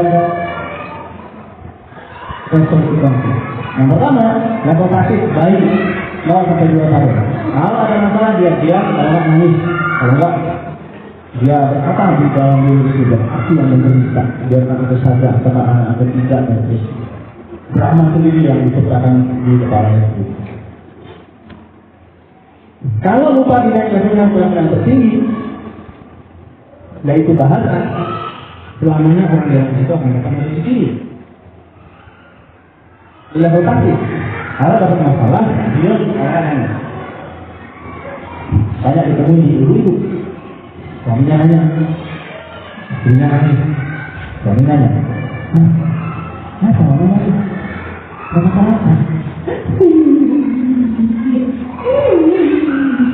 Apa? Tapi nggak bisa, gitu kan? Dia bilang udah itu selesai tadi, aku udah mau makan. Suami tetap, suami tidak ada apa-apa. Aku tidak sensitif, tidak bisa baca situasi. Ya apa masalahnya? Apa masalahnya nih? Gitu ya. Lari ke kamar, tutup pintu, nangis. Bisa masalahnya? Tahu namanya apa? Saya bingung. Apa masalahnya tadi?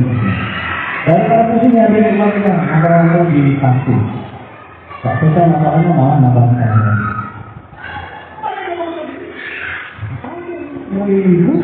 Jadi satu lebih enak. Saya begitu masuk di mobil, suaminya sangat terkejut. Di sini aku tanya, aku mau bergerak malah kebakaran sih. Nah, aku tahu. Perpecahan sama. Berikutnya, anak usia 3-4 tahun serangan fisik. Kalau nggak nyaman, dia dorong orang lain, dia ajar, dia rusak barang dan seterusnya. Destruktif, pukul, rusak, dorong. Kalau lupa dinyatakan level bahasa, kalau ada masalah, maka selamanya akan memberikan di orang itu tahap perkembangan dia hanya tinggi. Makanya di Indonesia banyak KDRT, suami ke istri juga banyak terjadi masalah. Ada masalah kekerasan fisik yang terjadi untuk menjaga anak. Dikira dengan dipukul istrinya, dihajar istrinya, itu bicara masalah. Istrinya kapok, tapi berujung di nambah masalah baru. Kalau tim sepak bolanya kalah, bakal istri saya. Tidak ada hubungannya, tapi itu memaksakan hati dari dia saat melakukan sesuatu yang destruktif. Itu adalah mentalitas anak 3-4 tahun. Egonya lagi tinggi-tinggi. Semua serba aku. Kalau ada yang menghalangi, ada. Ada teman yang nggak dengar, itu tahap perkembangan anak 3-4 tahun. Destruktif. Lupa dinaikkan ke bahasa, selamanya akan. Berikutnya serangan kerbau. Serangan kerbau. Ini adalah 5-6 tahun APKB ya. Ini lagi eksplorasi kata-kata dia. Jadi mulutnya itu lemes, nyinyir, julid, dia nyelekit ngomongnya, dia itu karena lagi eksplorasi kata-kata. Lupa direkomendasikan dalam bahasan yang ini akan selamanya akan ada di sini. Walaupun dia sudah tua di sini. Oh, suami pulang kerja, rumah berantakan kayak kapal pecah. Lalu suaminya bilang, mana matanya gitu? Di rumah sambil matanya itu kayak kapal pecah. Mana ngapain aja kalian di rumah?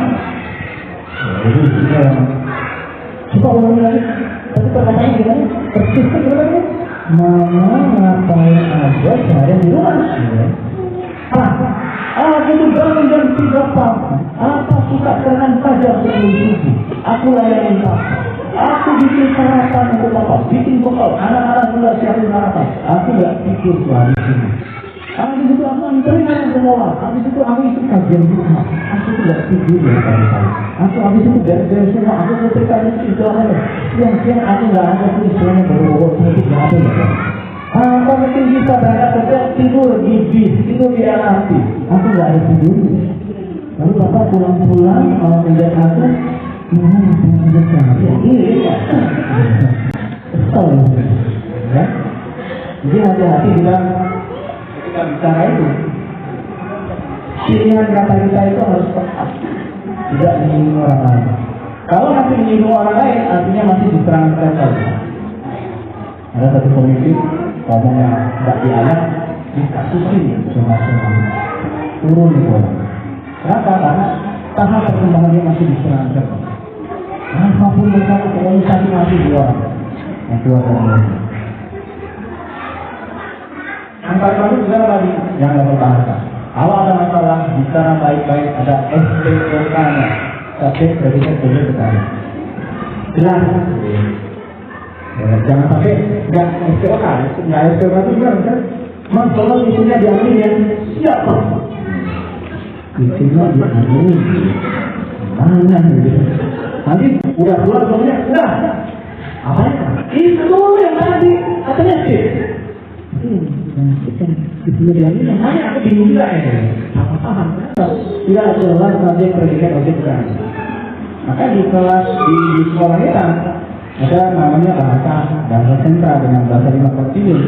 Itu mengajak anak-anak itu bicara secara lengkap, di encourage untuk bicara secara lengkap. Kenapa perlu bicara secara lengkap dengan tata bahasa yang baik dan benar? Supaya mengurangi terjadinya miskomunikasi. Kalau ada masalah bicara baik-baik, itu tanda orang berdiri 2 oktav santai aja nggak perlu mudah. Ini bagian kita latih, kita pilih rumah, kita latih, kita mau melatih. Kalau muncul ini, terima apa adanya, tapi sadari bahwa keluarga kita tujuannya suami, istri, ayah, ibu, anak, semua sedang menuju sepakati itu dulu. Ini akan membantu mengurangi drama-drama kehidupan yang tak perlu di rumah tangga. Ngambek, dikit-dikit ngambek, ngambek kok dikit-dikit. Kesal lama-lama ini. Wanita akan cari orang yang ngambek, yang bisa diandalkan. Itu awal mula atau pecahan rumah tangga. Masalahnya, anak zaman now itu ini fakultas hukum orang-orang. Oke, Mas Desan. Kita ini dosen lalu dosen juga. Anak jalan-jalan harus dituntut dipanggil mengontak dosen aja. Kalimat tamanya begini ya. Terus hubungnya dijawab ini ya. Terus kata-katanya begini ya. Gitu. You endorse ini ya. Gitu. Saking itu dari kecil itu bahasa itu nggak dimulai. SPOK. Jadi orang nggak tahu ini. Bimbingan skripsi, saya dosen itu, saya juga dosen. Bimbingan skripsi akan mungkin jadwal dia. Pak, skripsi lah. Oke, jam 12 malam. Jawab apa ya Pak? Jawab apa Pak? Gimana? Nggak ada satu. Di semua kampus Pak. Isi, apa lagi? Harus itu cara berpakaian, cara WA, dosen. Makin kita tuh lack of communication skill. Yang ketiga, yang kedua urus, yang ketiga tingkat bangun kemandirian anak kita. Anak kita itu perlu kita bangun sebagai anak yang mandiri. Sekarang saya ajak Bapak Ibu semua untuk menentukan. Tiap orang harus menuliskan di HP-nya masing-masing apa PR kehidupannya. Apakah anak kita sudah mampu mandiri dari bangun tidur sampai tidur lagi? Kalau belum, mana yang paling sangat mengganggu kita dan itu butuh dilatih untuk mandiri? Tolong tuliskan di HP masing-masing. Bikinkan program supaya dia mandiri. Karena anak yang mandiri itu akan mengurangi angka tantrumnya. Semakin anak itu ketergantungan terus, ketergantungan akut sama bantuan kita, semakin dia akan menghasilkan banyak drama di kehidupan kita. Apalagi sejak tadi, susah dibangunin lah, apa gitu ya. Tolong kita petakan mulai dari bangun pagi sampai tidur lagi. Yang mana yang itu masih challenging bagi kita, latihkan itu supaya dia mandiri. Semakin anak kita mandiri, semakin kita itu waras. Sebagai ibu gitu ya, sebagai bapak yang capek pulang kerja, sebagai ibu yang udah seharian handle dia, itu akan semakin terjaga kewarasan kita. Gak gampang terpancing emosi, tantrum juga kita saat anak kita mandiri. Kenapa? Karena energi terbaiknya sudah tersalurkan ke kegiatan yang membuat diri dia mandiri. Kalau masih tergantungan sama kita, ada anak kita tidak, ya bantu ini mereka wah semua butuh bantuan, repot ya. Maka bangun kemandirian anak kita secara bersama. Langsung keluarkan HP-nya, tuliskan di note mana satu kegiatan anak kita mulai dari pagi sampai tidur lagi. Anonim bagi kita, karena dia tergantung sama kita dan itu butuh dibantu. Yuk, silakan, saya kasih waktu 2 menit. Keluarkan HP-nya, WA isinya kita lakukan terus orang tua, atau mandinya, atau sarapannya masih lama, atau berangkat sekolahnya masih remeh-remeh, atau tidur malamnya harus dikeluarin terus sepanjang waktu, itu merangkapkan kita. Maka sudah kita bangun kemandirian. Yang mana yang paling sangat butuh dibangun? Tentukan satu dari yang paling annoying kita, mengganggu kita, annoying bagi kita, itu yang kita rancang untuk dibangun. Fokus. Kalau anaknya udah tantrum ya kali ini HP ini tablet yang tablet biasanya. Itu yang salah. Anaknya udah gede, digendong-gendong terus, nggak mau jalan anaknya. Repot kita. Dengan kita mengurus anak, artinya kita menciptakan neraka kita sendiri. Orang tua terlalu tampil, anak masuk dengan beres, otaknya tidak tumbuh optimal. Neuron terlalu sedikit, pengalamannya sedikit. Anak ketergantungan pada bantuan, orang tua kadang sampai pulang kerja, akhirnya orang tua tantrum berjalan bersama anak.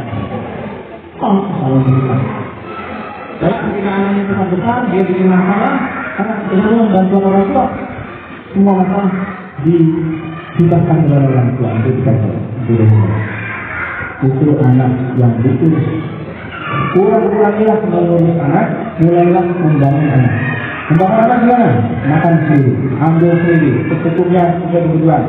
Begitu diambil, harus habis. Bertanggung jawab menghabiskan. Lalu secukupnya. Saat di dokter, ditanya dokter yang jawab siapa? Anaknya, jangan ibunya. Nah, ini ibu-ibu ini sering take over. Aduh, sakit apa? Ini loh.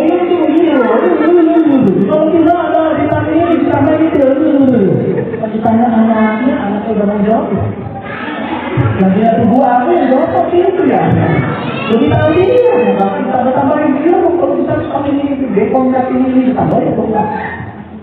Yang ditanya anaknya, jawab. Kalau ada masalah, tak obrol. Jadi itu yang mana jodohnya ada 3 yang datang ke sana. Pertama, mana yang juga. Kalau ada yang lain di rumah, pastikan yang beres-beres dia. Jangan lupa. Itu ngomong-ngomong. Pastikan sampai tuntas, karena program setelah beres-beres sampai tuntas, betul. Kembali ke raknya semula. Susunannya kayak gimana? Seperti itu pulang. Jadi Anda akan hemat energi. Energi terbaik ibu-ibu harus diberikan bukan kepada anak, diberikan kepada suami. Banyak kan rumah tangga rusak karena istrinya sudah mewalahkan tahun. Suami pulang, apa udah bisa sendiri kan? Makan sendiri, harus sendiri, bikin masalah sendiri. Ada istri udah letak, habis sakit udah nggak ada lagi. Tidur, percakapan dulu. Kenapa? Karena nolongin anak, ada orang nolongin. Ini mestinya malah bukan masuk yang tidak, yang lebih nyambung sama suami. Karena intinya fokusnya bukan. Jangan sampai balik ya. Suami diputus, anak dibangun. Jangan dibalik. Suami dibangun, anak diurus. Itu repot itu. Pusing sama dia itu. Ya. Karena begitu kita balik, suami dibangun, apa udah bisa sendiri kan? Ya udah makan sendiri, semua sendiri, mandi sendiri. Kadang-kadang laki-laki itu kan juga bayi bongsor, mandi juga ya. Jadi semua kalau sudah serba sendiri, akan ada satu orang lain yang siap untuk mengurus dia. Jadi suami diurus, anak dibangun, jangan kebalik. Kalau kebalik akan ada orang lain yang siap mengurus suami Anda. Suami keundangan bersama. Hati-hati. Cuci tangan sendiri. Kalau belum nyampe, sediakan fasilitasnya yang aman. Kadang-kadang kita perlu mengatakan kita, kalau pisah sama kita, pergi sama ayahnya, itu dia tetap tenang atau enggak? Tasnya udah terbangun atau belum? Kalau kita tes. Kalau dia numpahin air, dia yang ngepel, jangan kita. Ini bukan karena nggak sayang anak, ini justru sangat sayang anak untuk masa depannya. Kalau terlalu mengurus anak, kita sayang dia di masa sekarang, tapi kita nggak sayang di masa depannya. Karena kalau membangun anak, orang tua partner dari anak aktif partisipatif, kemudian bermotor teknologi, tenaga energinya tersalurkan, otaknya perlu banyak pengalaman-pengalaman lain, neuronnya terhubung banyak, neuronnya tebal, orang tua nggak pakai, frekuensi tampung anak menurun, dan orang tua lebih tenang bahagia. Suami pulang kerja, ada masih aktif, ajak ngobrol suami, ini masih terbangun. Kalau kerja dewasa, anak mampu mandiri, kalau dia punya masalah, dia selesaikan masalahnya sendiri. Kalau dia bangun tidur sampai tidur lagi, semua aku urus sendiri di situ. Dari kecil tuh, dia mandiri. Aturan-aturan ini urus anak, mari membangun anak. Anak partner kegiatan kita, bukan penghambat. Ajak, semua orang jangan jadi ikutan. Kasih fasilitasnya, ukuran skalanya lebih kecil, yang tidak berbahaya. Belum bisa pakai pisau tajam, pakai pisau yang plastik-plastikan. Dia perlu terlibat jadi pelaku utama di rumah. Sampai main ini dibersihin sama dia, diisi lagi, dibersihkan piringnya, disiram sama dia tempat yang kotor, bajunya basah, diperas sama dia, dijemur sama dia. Orang tua Allah kasih, ya mantap, karena ayah bertanggung jawab. Mantap, karena ibu luar biasa kerjanya tuntas. Kerja bertanggung jawab, kerja tuntas, dan menyiarin kepala dia, di otaknya dia, kerja apapun saat besar nanti, senantiasa itu sudah terekam menjadi bagian DNA dia. Dia nggak gampang lari kabur dari masalah. Kerjanya sampai tuntas, bertanggung jawab dengan main aja itu. Ini anak saya, dia kalau saat dia besar, karena catnya itu over, nah kita kasih tahu dia, ini yang dulu terkira kamu loh.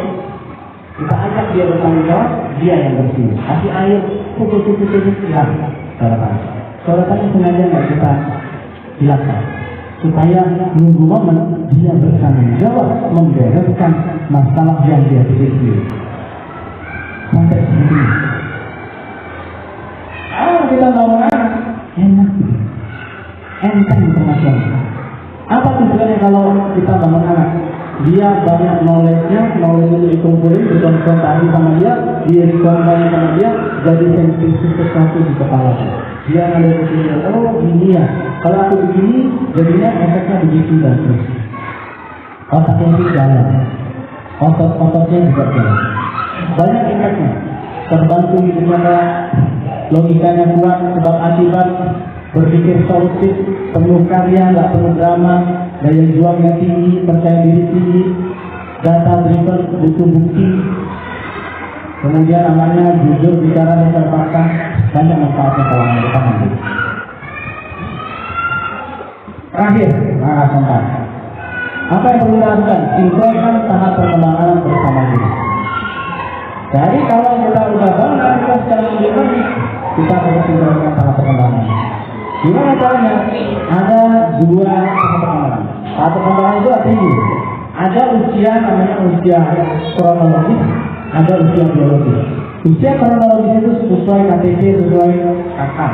Dia lahir kapan? Usianya udah berapa tahun, berapa bulan? Itu usia kronologis. Ada lagi namanya usia biologis, sesuai tahap perkembangan. Anak kita sudah berlaku sebagaimana anak usia 3 tahun atau belum? Di bawah tahap perkembangan atau di atas rata-rata? Itu kita sebagai orang tua perlu tahu. Cara terbaiknya komunikasikan dengan guru masing-masing. Cari tahu tahap perkembangan anak kita itu di atas tahap perkembangan, setara atau di bawah. Kunci orang tua itu nyaman melakukan pengasuhan hanyalah mensinkronkan usia kronologis sama usia biologis.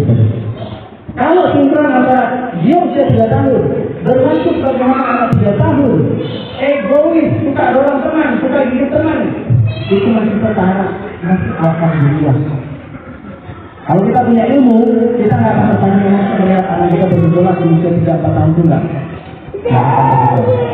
Kalau kita punya ilmu, dia tahu anak usia misalnya usia 12 tahun, 13 tahun, itu lagi putus-putusnya ngomong, pendiam, malas gerak, itu kita kalau mau ilmunya, kita nggak akan marah sama dia. Kenapa? Karena di fase ini dia hormonnya lagi stabil. Dan di fase ini dia sangat-sangat kalkulatif. Dan di fase ini anaknya serba perhitungan. Kalau ada degree 1 penghapus, itu juga harus. Ini bukan dalam rangka anaknya receh, karena dia lagi berarti di otaknya konsep operasional. Kalau ini di tahap operasional masih belum terhubung sempurna di kepala, masih coba-coba. Kalau di sini anak 1-2 tahun ini memang di fase sensori motor. Artinya apa? Dia akan mengeluarkan segala macam bentuk barang yang dia melacak-lacakkan ke badannya, mencoba sesuatu, itu bukan dalam rangka anaknya. Bukan nakal, tapi eksplorasi ke tubuhnya, ke semua bagian indera. Dia duduk di jalan ditumpahin sama tenggoknya di batu itu. Bukan bisa, bukan nakal. Tapi dia bisa suaranya kayak gini. Apalagi kalau respon orang tuanya tuh menarik bagi dia. Bagaimana misalnya, adik, dan jatuh jalannya, ya Allah, alasan, kagetan, itu terus bagi dia. Astagfirullah, bagaimana? Adik, ya Allah, ini, lagi, menarik bagi dia. Kenapa? Lagi eksplorasi sebab kita. Itu anaknya nggak nakal. Anaknya sedang proses eksplorasi sensori. Maka saya tahu tahap perkembangan anak kita ada di mana, sesuai atau tidak, atau di bawah tahap perkembangan, atau di atas, atau di atas rata-rata. Itu akan membuat kita bertindak lebih sesuai kebutuhan nasional kita. Ini summary dari yang kita jalankan tadi, yang sudah kita alami. Langkah kuncinya yang perlu kita lakukan, bangun peran anak kita, peran sejak ke diri sendiri, ke ibunya, ke keluarga inti keluarga besar, ke lingkungan, kemudian bangun skill komunikasi. Ada 4 tahapan: kasih, serangan fisik, serangan verbal, dan bahasa. Pastikan keluarga kita, tak keluarga itu menuju bahasa. Kemudian bangun kemandirian anak kita, kurang-kurangi mengurus anak, bangun anak. Jangan sampai dibalik, suami dibangun, anak diurus, itu Anda akan capek, suaminya juga lepas. Jangan sampai dibalik, karena ada konsep metodologi ini. Suami diurus, anak dibangun, jangan terbalik. Kemudian yang berikutnya, sempurnakan tahap perkembangan anak bersama guru. Kerjasama misalnya guru. Bawa aja ke guru. Bu, anak saya kalau untuk semester ini, dia bagaimana tahap perkembangannya? sesuai usia dia atau di bawah tahap perkembangan usia dia. Oke? Mudah-mudahan bermanfaat dan mungkin kita akan buka dengan sesi yang berbeda. Demikian dari saya.